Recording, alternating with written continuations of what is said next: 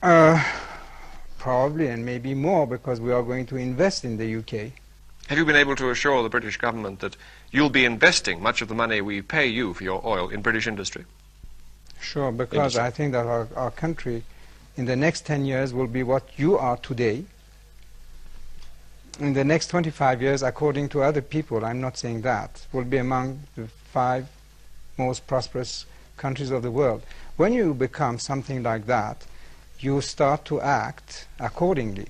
That is, on a world basis, and obviously without any complexes, and understanding the whole political or geopolitics of the world.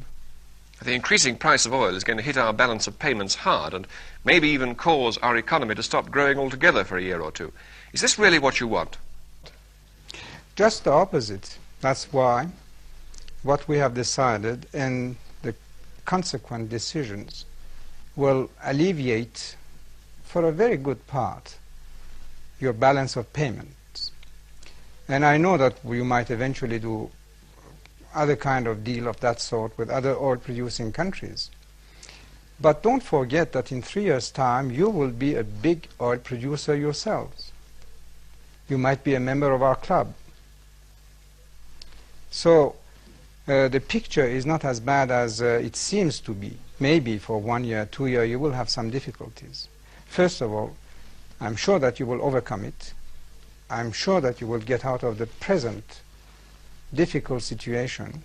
You British have this quality of rallying around the flag, the country, when really it starts to be a little dangerous.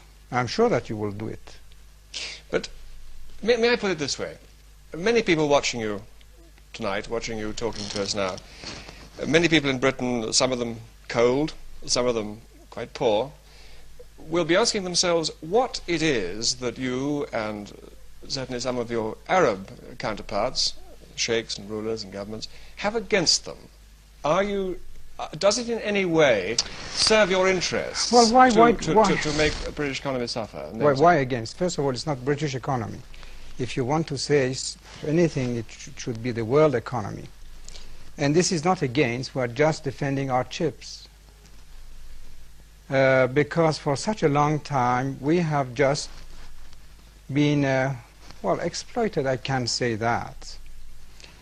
And why don't you say that when the price of wheat was augmented by 300%, they had something against us? We had to buy it, or soybean, or steel products, or petrochemical products, which in some cases have augmented by 30 times. So did you have anything against us when you augmented those prices? Or what I buy from you, even weapons, the price that you are charging today is not what you were charging 2 months ago. It's increasing. Have you something against us? Have you anything in principle against the system in Britain and other Western countries?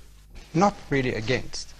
But I must tell you my opinion. If you continue this way, a permissive, undisciplined society, you are going to blow up. And in matter of fact... How do you mean blow up? I'm not quite clear what you mean by that.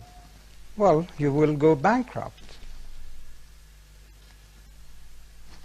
You work not enough.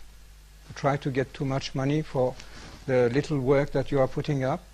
And this cannot continue. It can continue for a few months, maybe 1 or 2 years, but not forever. You're not going to help us not to go bankrupt if you put the price of oil any higher. I won't be a good friend of yours if I did help you being not aware of the seriousness of the situation. Do you then see oil as in some way a weapon that can correct us and our system? Not really. But I was trying to defend my own interests. But I think at the same time, it is serving this cause to maybe have the effect of a shock on you and to realize and wipe your eyes and see that, well, to face the future, you will have to change your ways. How particularly would you like us to change? Discipline, more work. Do you see any conflict between the social and economic demands of your people? About 50% of them can't read or write yet. And the amount you spend on weapons? No, because we couldn't spend more either on illiteracy or other social things, because first of all we wouldn't have the teachers, and then for instance over hospitals we wouldn't have the doctors, the trained nurses, and it could create inflation too.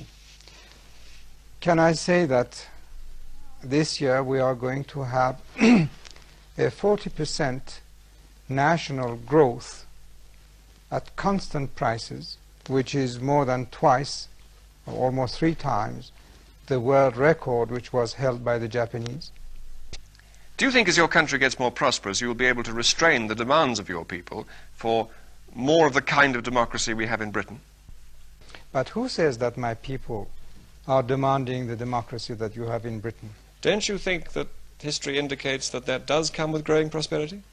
Are there any developed, powerful countries in this world with hereditary monarchies like your own? Well, yes, but not necessarily, because our tradition are just on the opposite way. The people and their king are so close that they feel as the member of the same family. They have, I think, the respect that at least families or children used to have for their father,